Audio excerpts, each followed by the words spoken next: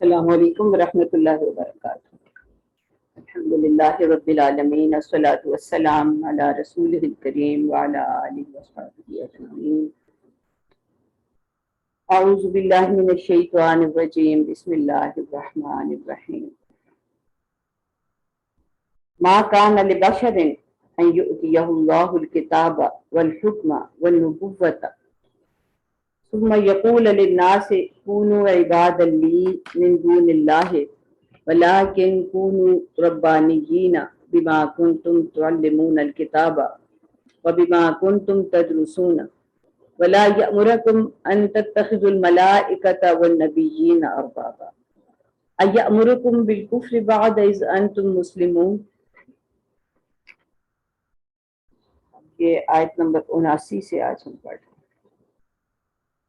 ما کان لبشر، یہ کسی بشر کا کام نہیں ہے، بشر کے لیے یہ بات روا نہیں ہے، بشر کے کرنے والی یہ بات نہیں ہے۔ این یؤتیہ اللہ الکتاب، این یؤتیہ کہ اللہ کہ اس کو دی جائے، اللہ اس کو دے الکتاب، والحکم اور حکم سے مراد قوت فیصلہ اور دانائی، دانشمندی، مقصد کا شعور، منزل کی حقیقت یا اس کی شعور اور اس پر چلنے کا طریقہ، والنبوۃ اور نبوت، ثم یقول للناس پھر وہ کہے لوگوں سے، کونوا عباد لی کہ وہ سب ہو جائیں میرے بندے، من دون اللہ اللہ کو چھوڑ کر، ولیکن کونوا ربانیین بلکہ وہ تو یہی کہے گا، بلکہ اس کا کام تو یہی ہے کہ وہ یہ کہے کہ سب ہو جائیں ربانی، بما کنتم تعلمون الکتاب جیسا کہ تمہیں سکھایا جب پڑھتے ہو، تعلمون الکتاب جیسے کہ تم پڑھاتے ہو کتاب میں، وبما کنتم تدرسون اور جیسے کہ تم اس کے درس دیتے ہو، ولا یأمرکم ان تتخذوا الملائکۃ اور تمہیں وہ یہ حکم نہیں دے گا کہ تم ملائکہ والنبیین اور نبیوں کو اربابا اپنا رب بنا لو۔ ایامرکم بالکفر کیا وہ تمہیں کفر کا حکم دے گا، بعد از انتم مسلمون بعد اس کے کہ تم مسلم ہو چکے ہو۔ ہم جو ابھی تک پچھلا سلسلہ کلام ہے اس میں ہم یہود و نصارہ کے ان مکاریوں کو دیکھ رہے ہیں کہ وہ کیا کیا چالیں چلتے ہیں، ان کے مکر جو اللہ تعالیٰ نے بات کی تھی نا، وہ مکر و مکر اللہ۔ حضرت عیسیٰ علیہ السلام کے ساتھ ہی یہ صرف معاملہ نہیں ہوا، تمام انبیاء علیہ السلام بلکہ تمام ان لوگوں کے خلاف ایسی چالیں چلی جاتی رہی ہیں جو اللہ کا حکم، اللہ کی کتاب، اللہ کے احکام دوسروں تک پہنچانے کے لیے اٹھتے ہیں۔ تو اب ایک اور جو ان کا طریقہ تھا یا انہوں نے بات کی، اس سلسلے میں کہا یہ بھی جاتا ہے کہ نجران کے نصارہ جب آئے تو جب انہوں نے نبی صلی اللہ علیہ وآلہ وسلم کے ساتھ گفتگو کی اور نبی صلی اللہ علیہ وسلم نے اللہ کے احکام ان کو سنائے تو کہنے لگے کہ کیا آپ یہ چاہتے ہیں کہ ہم آپ کی ابدیت اختیار کریں؟ تو اس پر جواب یہ دیا گیا کہ کسی نبی کا تو یہ کام ہی نہیں ہے کہ وہ اپنی ابدیت کا حکم دے، عبادت صرف اللہ کے لیے،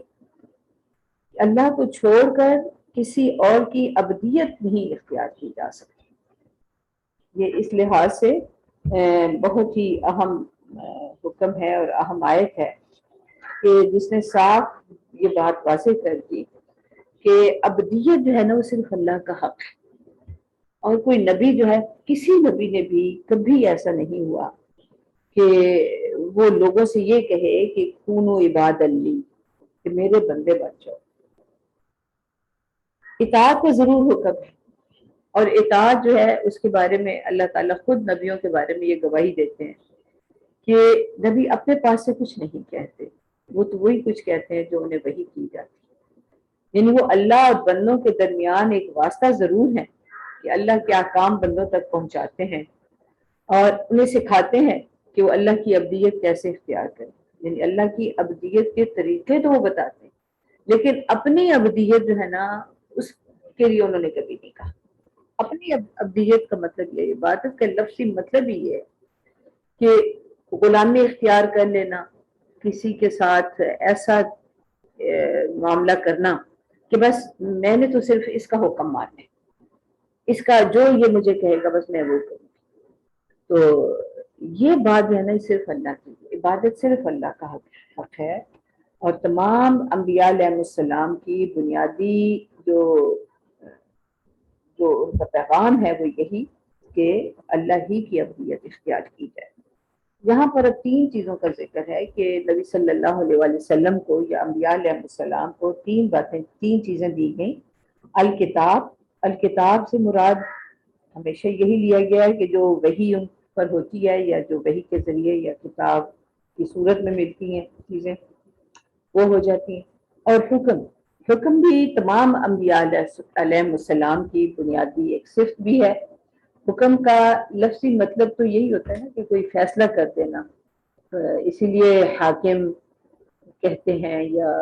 جج کے لیے بھی یہ بولا جاتا ہے لفظ. تو حکم جو ہے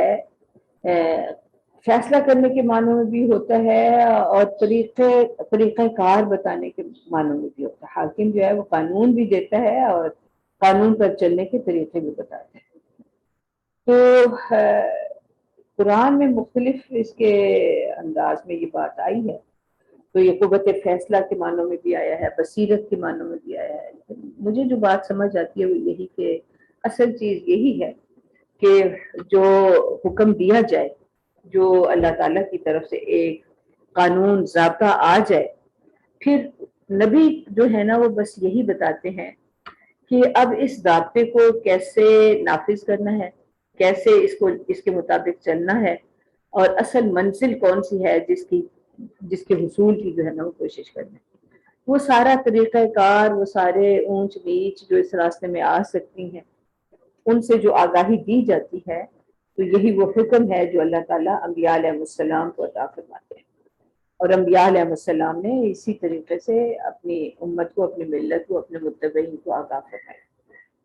تو اللہ تعالیٰ نے ہر نبی کو یہ حکمت عطا فرمائی کہ وہ خود بھی اللہ کے احکام اور اللہ کے قوانین اور ضوابط کو عملی جامہ پہنائیں اور لوگوں کو دکھائیں کہ کیسے اس پر عمل کیا جائے گا. اور نبوت جو ہے یہ ایک مرتبہ اور مقام ہے، ایک منصب ہے جو کہ اللہ تعالیٰ خود عطا فرماتے ہیں، جس کو اس سلسلے میں پہلے وہ بات ہو چکی ہے کہ یہ اللہ تعالیٰ جو ہے یؤتی ان الفضل بید اللہ یؤتیہ من یشاء واللہ واسع علیم یختص برحمتہ من یشاء واللہ ذو الفضل العظیم. تو جو ان 2 آیات میں جو اصل بات ہے وہ یہی کہ فضل اللہ ہی کے ہاتھ میں، اور فضل سے مراد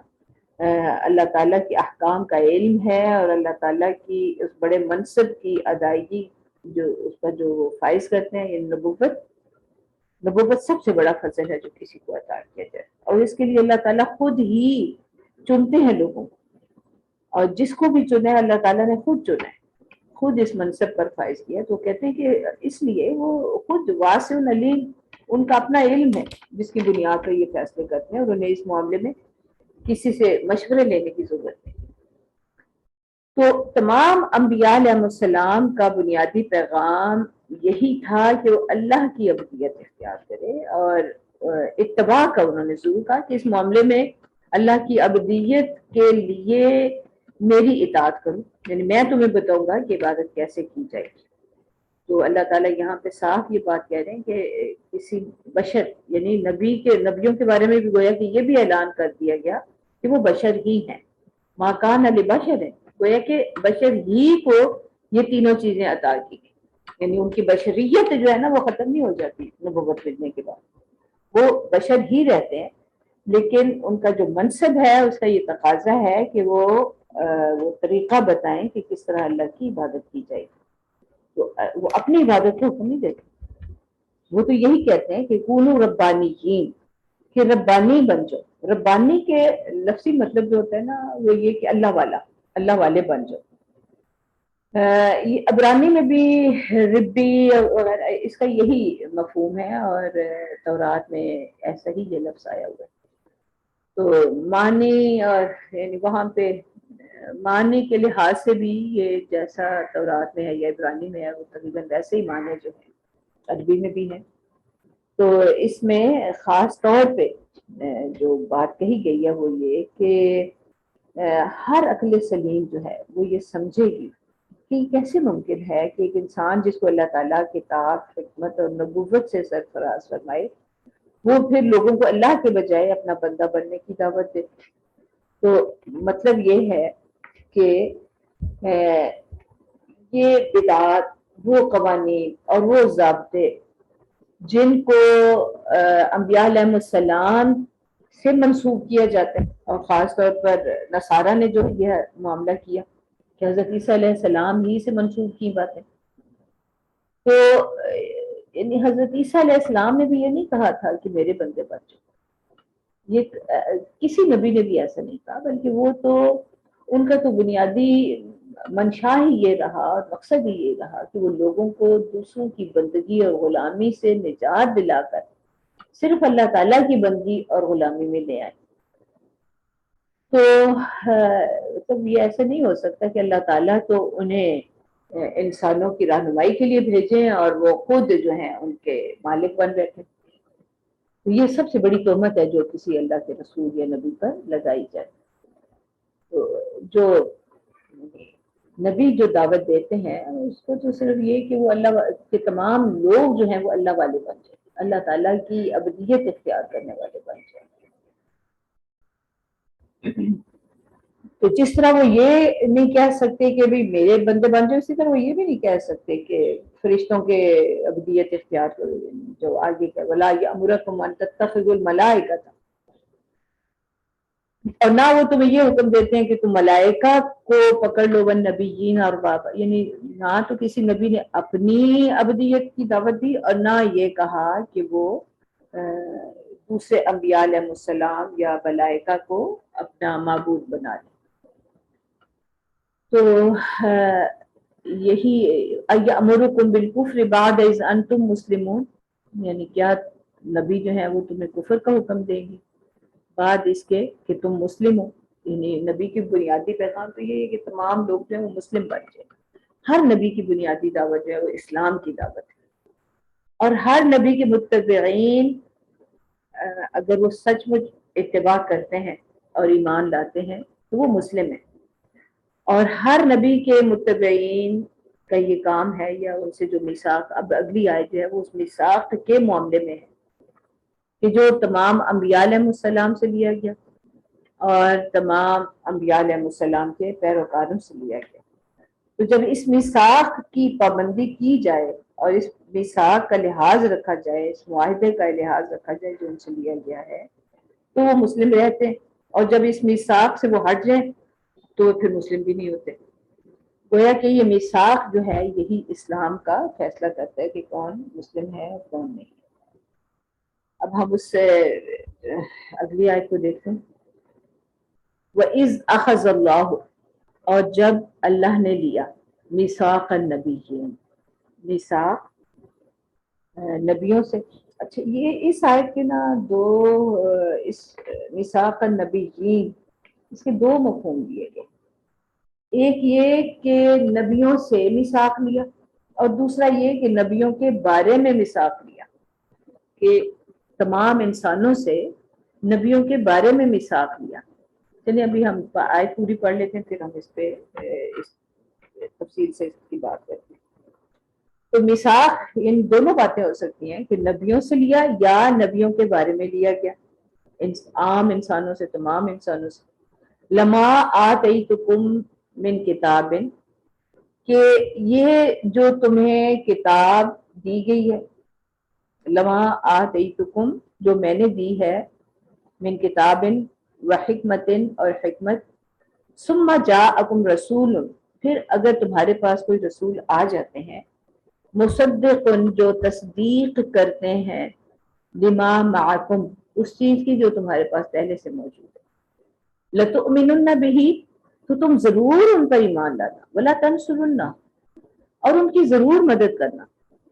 قالا تو اللہ تعالیٰ نے یہ بات سامنے رکھ کے فرمایا اقررتم کیا تم اس کا اقرار کرتے ہو؟ وَأَخَذْتُمْ اور کیا تم یہ چیز لیتے ہو عَلَىٰ ذَلِكُمْ اسری اس ذمہ داری کو قبول کرتے ہو؟ قَالُوا أَقْرَرْنَا تو لوگوں نے کہا ہم اس کا اقرار کرتے ہیں۔ قَالَ فَاشْهَدُوا تو اللہ تعالیٰ نے فرمایا کہ پھر گواہ رہنا وَأَنَا مَعَكُمْ مِنَ الشَّاهِدِينَ اور میں تمہارے ساتھ شاہدین میں سے ہوں، گواہوں میں سے ہوں۔ فَمَن تَوَلَّىٰ بَعْدَ ذَلِكَ لیکن اگر اس کے بعد کسی نے اس ذمہ داری کو ادا کرنے سے منہ پھیرا، اس وعدے کو پورا نہ کیا، بعد ذالک فاولئک هم الفاسقون تو وہی لوگ فاسق ہوں گے۔ اب ہم اس کو تفصیل سے دیکھ لیتے ہیں۔ اللہ تعالیٰ نے انسانوں سے جو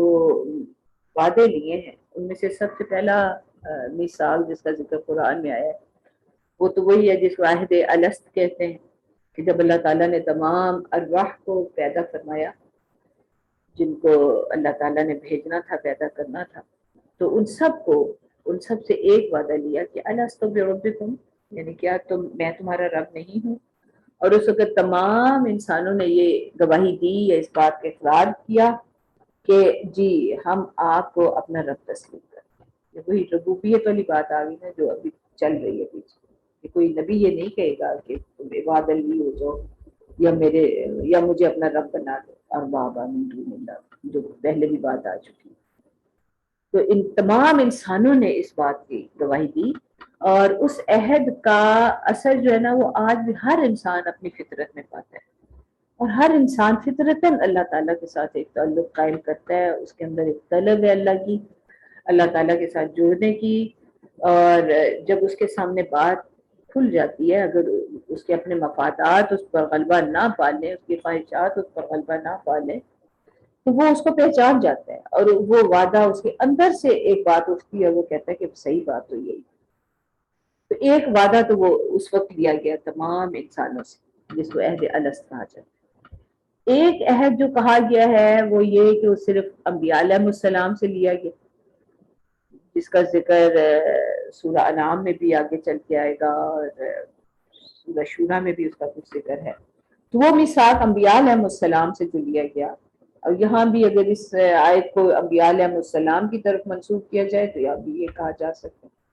کہ انبیاء علیہ السلام اور ان کی وساطت سے ان کے تمام پیروکاروں سے یہ عہد لیا جا رہا ہے، یہ میثاق لیا جا رہا ہے کہ اللہ کی طرف سے جو بھی ہدایت ملے، اس وقت تو اس پر ایمان لانا ہی ہے، ہر نبی کی دعوت تو یہی،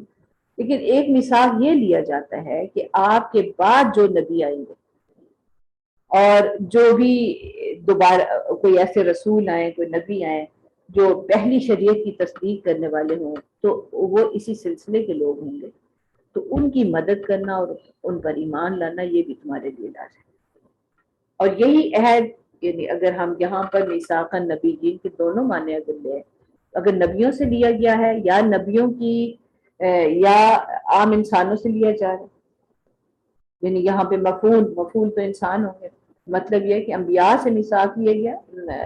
یعنی اگر اس کو سمجھا جائے تو بھی، اور انبیاء کے بارے میں اللہ تعالیٰ نے بنی اسرائیل سے میثاق لیا یا تمام جو بھی مخاطبین تھے ان سے لیا، کہ وہ اس بات کے لیے تھا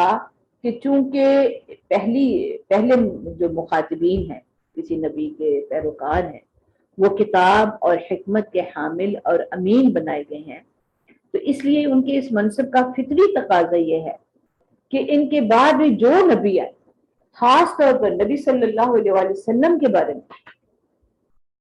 کہ وہ جب وہ دیکھیں کہ وہ کوئی نئی چیز نہیں لائے بلکہ وہ تصدیق کرتے ہیں کہ پہلے بھی انبیاء علیہ السلام جو تھے وہ تمام برحق تھے،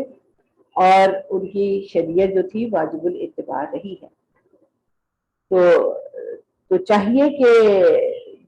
بنی اسرائیل یا جو بھی پہلے لوگ ہیں وہ ان پر ایمان لائیں،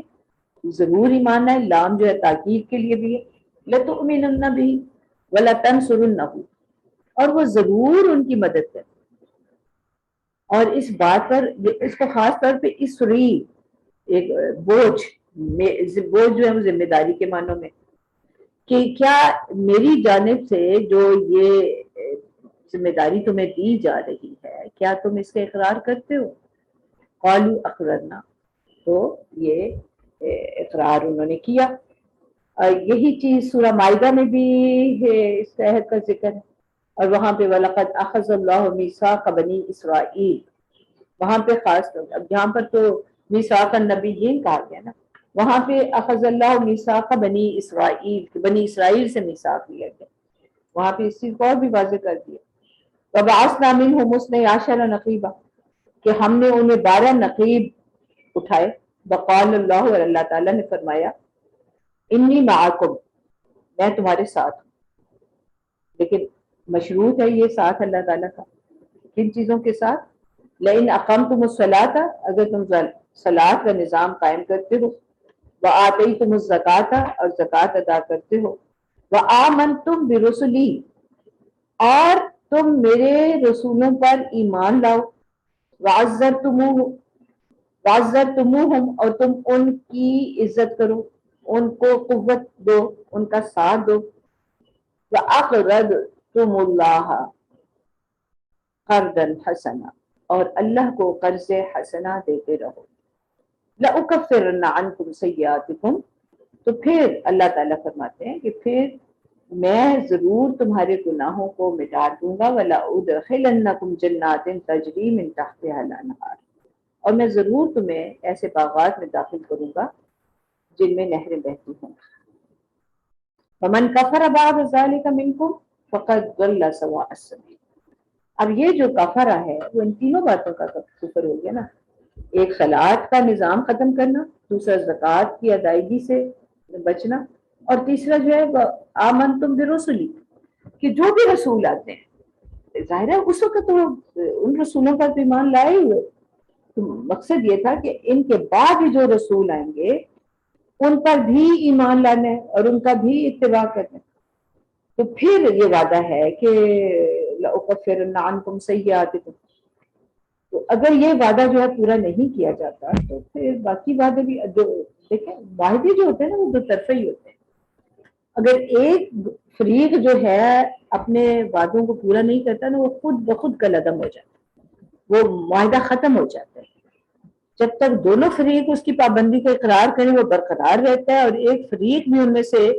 اس سے پہلو تہی اختیار کرے یا اس کی خلاف ورزی کرے تو معاہدہ ختم ہو جاتا ہے، پھر وہ دوسرے فریق پر بھی جو اس پر قائم ہے، یعنی جو جس نے اس کا توڑا نہیں ہے، پھر اس پر بھی اس کی ان شرائط کی پابندی جو ہے نا وہ ضروری نہیں ہوتی۔ اس کا مطلب یہ ہے کہ اگر تم یہ معاہدہ جو ہے یہ تو مشروط ہے نا، اگر یہ شرطیں پوری نہیں کی جائے گی تو جو بعد میں جو ہے کہ میں تمہیں یہ دوں گا وہ بھی نہیں دیں گے۔ اس آیت میں جو رسل کا لفظ ہے وہ عام ہے، لیکن ایک دوسری آیت میں نبی صلی اللہ علیہ وسلم کی صاف وضاحت کی ہے، یہ جو ابھی ہم نے آیت پڑھی سورہ مائدہ کی، اس میں تو رسولی بے رسولی کہ جتنے بھی رسول ہیں ان سب پر ایمان لانا ہے، اور ان سب کے عزر جو ہے بڑا زبردست لفظ ہے۔ اور جو سورہ اعراف میں جو بات آئی اس میں تو نبی صلی اللہ علیہ وسلم کو خاص طور پہ ان کی نشاندہی فرما دی گئی، اور اس سلسلے میں ان سے میثاق لیا گیا۔ اس لیے یہ یہاں پر ساری جو گفتگو ہو رہی ہے نا وہ اس لحاظ سے ہی ہو رہی ہے کہ یہود و نصارہ جو ہیں ان دونوں سے گویا کہ یہ عہد لیا جا چکا تھا کہ نبی صلی اللہ علیہ وسلم تشریف لائیں گے، اور وہ ان کی جو علامات تھیں وہ بھی بتائی جا چکی تھیں، اور ان سے یہ میثاق ہو چکا تھا کہ وہ ان پر ایمان لائیں گے، ان کی مدد کریں گے، ان کی عزرتموہ، ان کے ساتھ پوری قوت سے ان کا ساتھ دیں گے۔ تو اسی بات کو اب سورہ اعراف میں مزید اس کی وضاحت ہوئی ہے۔ فَسَأَكْتُبُهَا لِلَّذِينَ يَتَّقُونَ، یہ سورہ اعراف کی آیت نمبر 156 اور 157 ہے۔ فَسَأَكْتُبُهَا لِلَّذِينَ يَتَّقُونَ وَيُؤْتُونَ الزَّكَاةَ وَالَّذِينَ هُمْ بِآيَاتِنَا يُؤْمِنُونَ، بس میں اپنی رحمت ان لوگوں کے لیے لکھ رکھوں گا جو تقوی اختیار کریں گے، زکوٰۃ دیتے رہیں گے۔ الذين يتبعون الرسول النبي الأمي الذي يجدونه مكتوبا عندهم في التوراة والإنجيل، اور جو ہماری آیتوں پر ایمان لائیں گے، یہاں پہ الذين يتبعون الرسول ان لوگوں پر، یعنی اب یہ یؤمنون کون سے لوگ ہیں؟ والذین هم بآیاتنا یؤمنون الذین یتبعون الرسول، یہ ایمان لانے والے کون ہیں؟ جو اتباع کریں گے اس خاص رسول کا، الرسول الف لام بھی ہے ساتھ، النبی الف لام بھی ہے ساتھ، اس خاص نبی کا رسول۔ دیکھیں تین صفات یہاں پہ نبی صلی اللہ علیہ وسلم کی بتائی جا رہی ہے۔ اور رسول امی جو ہے، رسولوں کی پوری تاریخ میں صرف نبی صلی اللہ علیہ وسلم ہی کے بارے میں ارشاد فرمایا گیا، یہ کسی اور نبی کے لیے یہ لقب جو ہے وہ اختیار نہیں کیا گیا۔ تو اس میں تین صفات آ گئی، الرسول، النبی، الامی، اور یہ تینوں صفات جو ہیں وہ نبی صلی اللہ علیہ وسلم پر منطبق ہوتی ہیں۔ تو یک وقت وہ رسول بھی ہیں، نبی بھی ہیں، امی بھی ہیں، الامی، تینوں کے ساتھ الف نام بھی آ گیا۔ اور آگے ان کی مزید وضاحت، الذی، یہ وہ صاحب ہیں، یجدونہ مکتوبا، جن کو وہ لوگ اپنے ہاں لکھا ہوا پاتے ہیں، عندہم، اپنے پاس، فی التوراۃ والانجیل، تورات میں بھی اور انجیل میں بھی۔ اب انجیل حالانکہ کوئی شریعت کی کتاب تو نہیں ہے، تو مواعظ ہیں حضرت عیسیٰ علیہ السلام، لیکن انہوں نے بھی بڑی صراحت کے ساتھ، بڑی وضاحت کے ساتھ نبی صلی اللہ علیہ وآلہ وسلم کے آنے کی خبر دی، اور ان کی علامات جو ہیں وہ بڑی وضاحت سے بتا دی۔ اور پھر خاص طور پہ اب نبی صلی اللہ علیہ وآلہ وسلم کہ جو صفات مزید بتائی جا رہی ہیں وہ یہ کہ یأمرہم بالمعروف وینہاہم عن المنکر، کہ وہ انہیں معروف کا حکم دیتے ہیں اور منکرات سے روکتے ہیں، ویحل لہم، اور ان کے لیے حلال کرتے ہیں، الطیبات، تمام پاکیزہ چیزیں، ویحرم علیہم الخبائث، اور ان پر تمام خبیث چیزیں جو ہیں، ناپاک چیزیں جو ہیں وہ حرام کرتے ہیں۔ وَيَضَعُ عَنْهُمْ إِصْرَهُمْ، اور ان پر سے جو ان پر کوئی بوجھ ہے، ناروا پابندیاں ہیں، وَالْأَغْلَالَ الَّتِي كَانَتْ عَلَيْهِمْ، اس یہاں پہ اسر ان پابندیوں کو کہا جا رہا ہے جو اللہ تعالیٰ نے ان پر عائد نہیں کی، لیکن لوگوں نے از خود اپنے اوپر پابندیاں عائد کر۔ اب اس کی بہت ساری مثالیں دی جا سکتی ہیں۔ یہود و نصارہ میں مثلا یہ تھا کہ جی اب چربی جو ہے وہ حرام ہے، باقی گوشت حلال ہے، چربی حرام ہے۔ تو کتنا مشکل ہے نا کہ آپ ذبح کریں اور چربی جو ہے بالکل الگ کر دیں، یعنی خون بہانا تو ٹھیک ہے، وہ تو طریقہ ہے نا کہ آپ ذبح کریں، حتیٰ کہ تمام خون جو ہے اس کا بہہ جائے تو خون جو حرام ہے وہ اس طرح نکل جائے گا، لیکن چربی کو الگ کرنا تو مشکل ہو جائے گا، تو انہوں نے چربی اپنے اوپر حرام کر دی، پھر اونٹ کا گوشت اپنے اوپر حرام کر لیا۔ اس طرح بہت ساری ایسی پابندیاں جو انہوں نے اپنے اوپر۔ اچھا، مزید پابندیاں، والاغلال، بل کہتے ہیں گردن کا گویا کا توق بنا لیا نا، کہ بس اس کے بغیر تو یہ کام ہو ہی نہیں سکتا۔ تو نبی صلی اللہ علیہ وسلم کی جو بتائی جا رہی امر بالمعروف نہی عن المنکر، اور یہ کہ طیبات کو حلال کرنا، خبائث کو حرام کرنا، اور جو ناروا پابندیاں لوگوں نے اپنے اوپر عائد کر رکھی ہیں ان سے نکالنا۔ اب یہ اپنی مثال اگر ہم لیں تو اب اللہ تعالیٰ نے مثلا صدقات کا حکم دیا ہے، اللہ انفاق فی سبیل اللہ کا حکم دیا، اب اس کے لیے طریقہ تو صرف اتنا ہی ہے کہ بس نیت کر لی جائے، اور پھر جہاں جو اللہ تعالیٰ نے مدیں بتائی ہیں ان میں سے کسی مد میں آپ وہ دے دیں، صدقہ ہو جائے گا، اللہ تعالیٰ اس کو انشاءاللہ قبول فرمائیں گے۔ اگر بس اس میں صرف ایک ہی شرط ہے نا کہ نیت خالص ہو، باقی تو کوئی تھوڑی چیز دیتا ہے، زیادہ دیتا ہے، گھٹیا دیتا ہے، بڑھیا دیتا ہے، اس سے کوئی فرق نہیں پڑتا، وہ باقی وہ بات کی بات ہے کہ اس کے کیا کتنے نمبر لگے، لیکن نیت کا اخلاص جو ہے وہ سب سے اہم ہے۔ اب نیت کے ساتھ کوئی بھی چیز دے دی جاتی ہے بس صدقہ ہو گیا، اب اس کے ساتھ یہ تو شرائط نہیں تھی کہ فلاں دن یا فلاں موقع پر دیا جائے، بھئی ہر جمعرات کو ہی دینا ضروری ہے، یا مہینے کی 11 تاریخ کو ہی دینا ضروری ہے، یا فلاں تاریخ فلاں جگہ پہ جا کر صدقہ دو گے تو وہی قبول ہوگا، یا صدقے کی یوں ٹرے سیٹ کرو گے اور اس میں فلاں فلاں چیز ہوگی اور پھر فلاں شخص کو پہنچائی جائے گی تو ہی قبول ہوگا۔ اب یہ خواہ کی ناروا پابندیاں ہے نا، چپ کر کے تم ایک روٹی کسی کو پکڑا سکتے ہو، روٹی پکڑا دو، ایک روپیہ پکڑا سکتے ہو، روپیہ پکڑا دو، ایک کھجور پکڑا سکتے ہو، کھجور پکڑا دو، صدقہ ہو جائے گا۔ اس کے لیے اتنی لمبی چوڑی رسوم و رواج کی اور پابندیوں کی تو کوئی ضرورت نہیں تھی کہ باقاعدہ اس کو سیریمونیلی بنا لیا جائے کہ بس باقاعدہ جی آج ہم نے ختم دلوانا ہے تو اس کی سیریمنی ہو رہی ہے۔ تو اس طرح کی کوئی پابندیاں اللہ تعالیٰ نے تو عائد نہیں کی، اور نہ انبیاء علیہ السلام نے ہمیں بتایا، نبی صلی اللہ علیہ وسلم نے تو کبھی ایسا کوئی طریقہ اختیار نہیں کیا. تو جو کچھ جس کو دینا ہوتا تھا دے دیتے تھے، اور کبھی نہ مطلب کوئی اس میں کسی رسمی کارروائی کی تو ضرورت ہی نہیں سمجھی گئی. اب یہ رسوم و رواج جو ہم اپنے اوپر عائد کر دیتے ہیں، یہ وہ اسر ہیں اور یہ وہ اغلال ہیں جن کو انبیاء علیہ السلام نے ہٹایا. تو یہاں پر نبی صلی اللہ علیہ وسلم کی خاص طور پہ جن صفات کا ذکر ہے ان میں یہ بھی ہے کہ وہ دین کو آسان کر دیتے ہیں. الدین یسر، اللہ تعالیٰ نبی صلی اللہ علیہ وسلم نے خود یہ بتایا. اللہ تعالیٰ تو قرآن میں یہ کہتے ہیں وَلَقَدْ يَسَّرْنَا الْقُرْآنَ لِلذِّكْرِ، کہ اللہ تعالیٰ نے قرآن کو نصیحت حاصل کرنے کے لیے بڑا آسان بنایا. اور نبی صلی اللہ علیہ وسلم نے خود یہ بتایا کہ دین تو بڑا آسان ہے، اس میں تو کوئی رسم رواج ہے ہی نہیں. اب مثلا نکاح کا کیا طریقہ ہے؟ اس کے لیے تو نہ کوئی لمبے چوڑے دعوتوں کی ضرورت ہے، نہ کوئی کسی رسم اور کاروائی کی ضرورت ہے. صرف ایک ہی کاروائی ہے اور وہ نکاح کی کاروائی ہے، اور اس میں صرف یعنی دولہا دلہن کا ایجاب و قبول ہے، اور ان پر 2 گواہ ہیں، اور دلہن کا جو ہے وہ ولی کوئی موجود، یعنی کل جو ہے 5 لوگ صرف ضروری ہیں ایک نکاح کی تقریب کے لیے، دولہا دلہن اور 2 گواہ اور دلہن کے ولی. تو اس کے علاوہ تو کسی اور بندے کی ضرورت ہی نہیں، باقی سب غیر ضروری طور پر اس میں شامل ہوتے ہیں. اور کوئی اور کسی رسم کی بھی ضرورت نہیں ہے کہ آج فلاں مہینوں اور رسمیں چلتی ہیں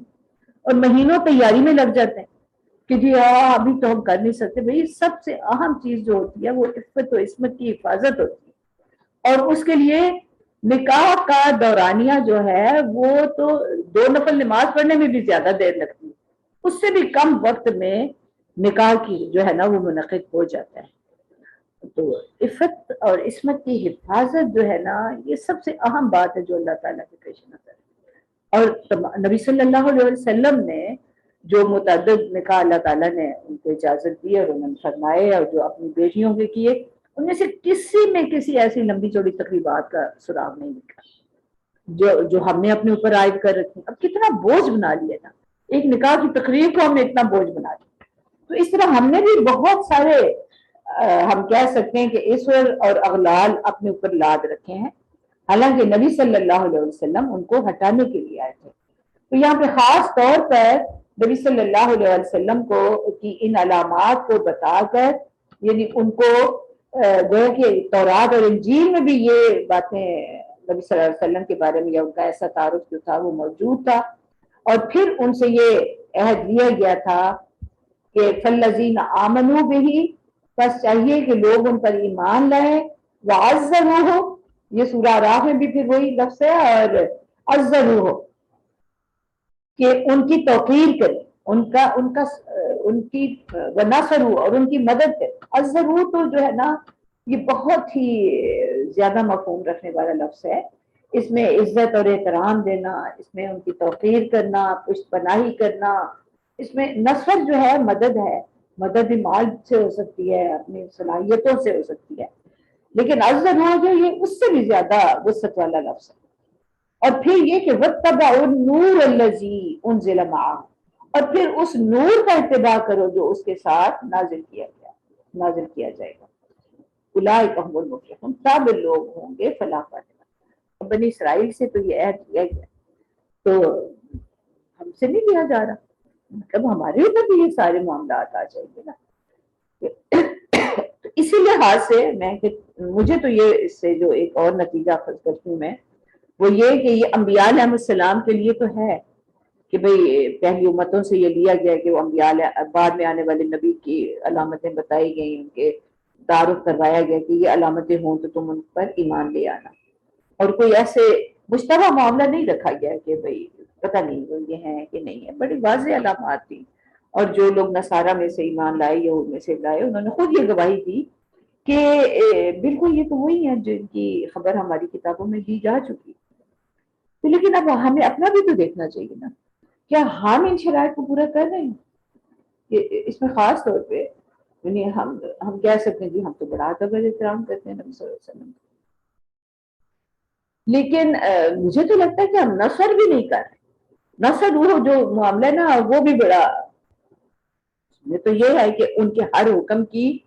خود اتباع ہو، واتبعوا النور الذی انزل معہ، اتباع ہو، اطاعت ہو، اور پھر اللہ کے اس حکم کو دوسروں تک پہنچانے کی کوشش ہو، اور پھر یہ بھی، اور پھر ہم خود جس کا ساتھ دیں، جس کو اپنا لیڈر بنائیں، جس کو ہم جس کے ساتھ مل رہے ہیں، ہم ذرا اپنے دوست احباب کو بھی دیکھیں، اپنے ملنے والوں کو بھی دیکھیں، وہاں بھی ہمیں یہی معیار رکھنا پڑے گا کہ ہماری ولایت، ہماری دوستی، ہماری دل کے ہمارے تعلقات ان لوگوں سے ہوں جو اس مقصد کو یا اس میثاق کو پورا کرنے والے ہیں۔ تو اس لحاظ سے میرا خیال ہے ہمیں اپنے پیشوا اور اپنے لیڈر چننا کوئی مشکل نہیں ہونا چاہیے، کہ اگر ہم دیکھیں کہ ان میں کیا یہ صفات موجود ہیں، کیونکہ اللہ تعالیٰ خود یہ کہہ رہے ہیں کہ یہ ایسا میثاق ہے کہ جس پر اللہ تعالیٰ خود گواہ ہے، انا معکم من الشاہدین، میں گواہ ہوں، میں خود تم سب کے ساتھ گواہ ہوں۔ لیکن اگر کوئی اس میثاق کو توڑتا ہے، اب چاہے بنی اسرائیل میں سے کسی نے اس میثاق کی خلاف ورزی کی یا ہم میں سے کوئی کرتا ہے، فمن تولا بعد ذلک فاولئک هم الفاسقون، تو اللہ تعالیٰ فرماتے ہیں کہ پھر وہ لوگ فاسق ہیں، فاسق نافرمان۔ تو یہ اچھا، بنی اسرائیل سے جب یہ وعدے لیے گئے نا، تو ان سے میثاق لینے کی ایک خاص صورت ہوا کرتی تھی، جس کا کچھ ذکر جو ہے سورہ بقرہ میں بھی ہے۔ تو حضرت موسیٰ علیہ السلام، خاص طور پر ان کی جو تفصیل آئی ہے کہ وہ اپنے انفرادی طور پر یا جو ان کے مخاطبین تھے، صرف ان کو اللہ تعالیٰ کا کوئی ہدایت یا کوئی بات سنا دینے پر ہی اکتفا نہیں کرتے تھے، بلکہ پوری جماعت یا کم از کم ان کے تمام ریپریزنٹیٹیوز کہے جا سکتے ہیں، ان کے نمائندہ افراد کو، ان کے سرکردہ افراد کو خیمہ عبادت کا لفظ آیا ہوا ہے ان کی کتابوں میں، یعنی آپ اسے کہہ سکتے ہیں کہ کسی مسجد میں خیمہ عبادت میں جمع کرتے، تابوت سامنے ہوتا، تابوت میں وہی تورات موجود ہوتی اور وہ عصا تھا تابوت میں، تو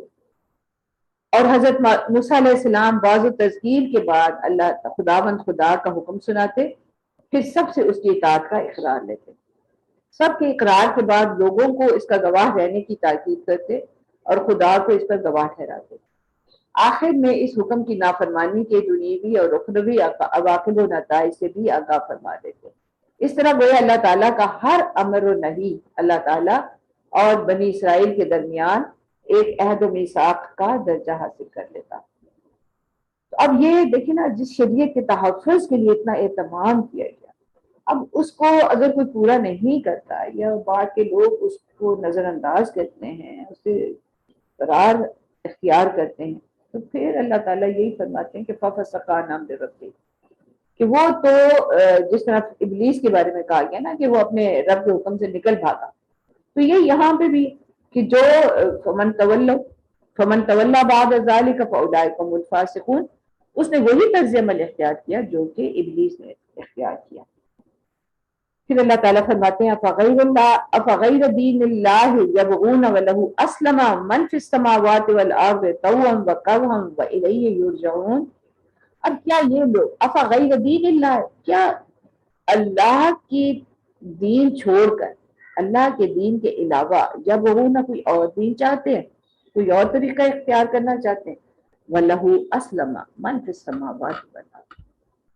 حالانکہ اس اللہ کے لیے، اس اللہ کے طریقہ کار کے لیے، اس اللہ کے دین کے سامنے سب جھک چکے ہیں، آسمانوں اور زمین میں موجود ہر چیز جو ہے وَلَهُ أَسْلَمَ،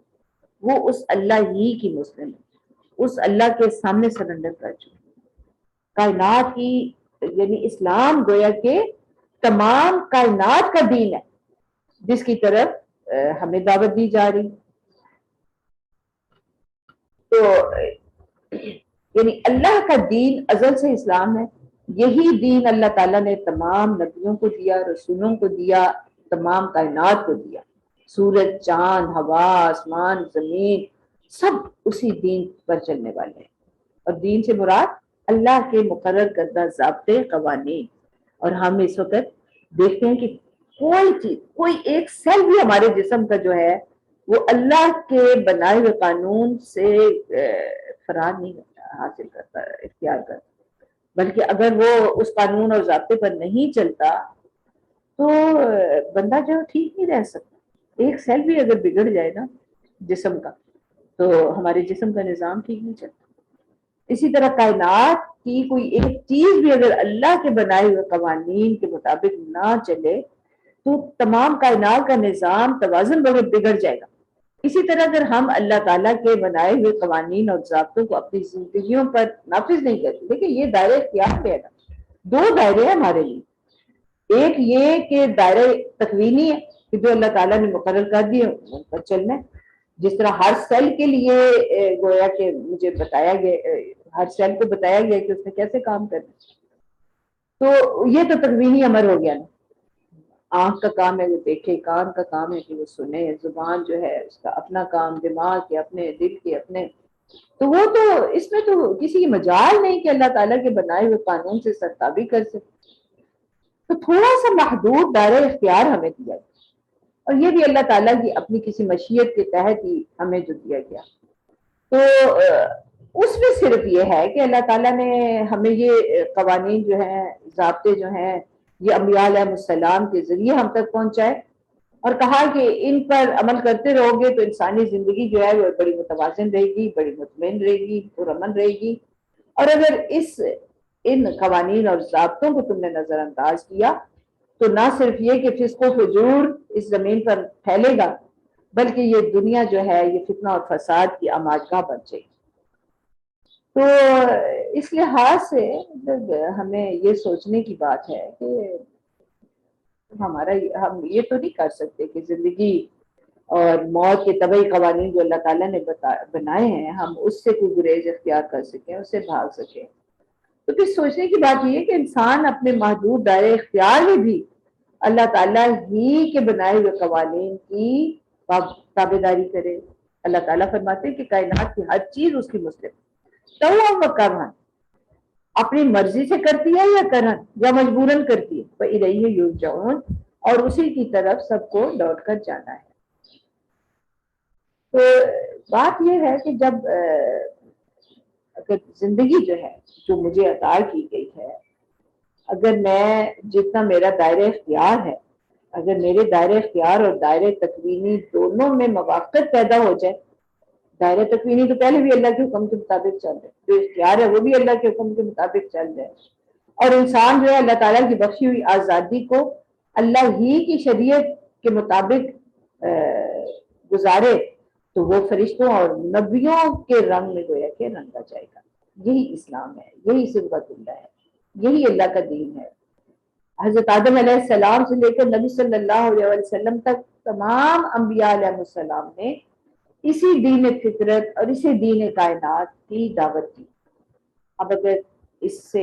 کوئی گریز اختیار کرتا ہے تو اس کو وَإِلَيْهِ يُرْجَعُونَ، یہ ایک لحاظ سے بڑی زبردست تنبیہ بھی ہے اور اس حقیقت کی طرف اشارہ بھی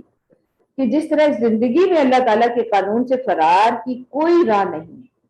اسی طرح آگے بھی کوئی تو بھاگ کے جاؤ گے کدھر، مر کے بھی اس سے نہیں چھوٹ سکتے۔ اللہ ہی کے پاس جانا ہے، اپنے آپ کو اسی کے حوالے کرنا ہے، اور پھر وہی فیصلہ کرے گا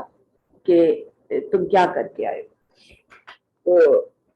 یہ بات جو ہے تمام انبیاء علیہ السلام اسی حقیقت کو بتاتے رہے، اور اسی کو اب آگے بھی آیت میں دہرایا گیا ہے۔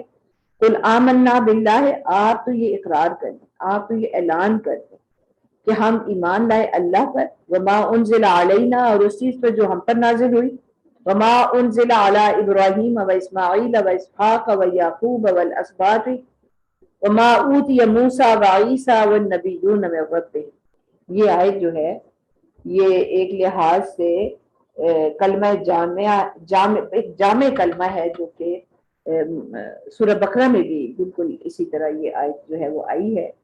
اور یعنی یہ تو اعلان کر دو کہ ہم اللہ اور اس کے دین پر ایمان لائے جو تمام انبیاء علیہ السلام کا دین، اور ہم ان میں لا نفرق بین احد منہم، ان میں سے کسی کے درمیان کوئی تفریق نہیں کرتے، کوئی فرق نہیں کرتے، وَنَحْنُ لَهُ مُسْلِمُونَ، اور ہم تو بس اسی کے مسلم ہیں، صرف اللہ۔ وَمَن يَبْتَغِ غَيْرَ الْإِسْلَامِ دِينًا فَلَن يُقْبَلَ مِنْهُ،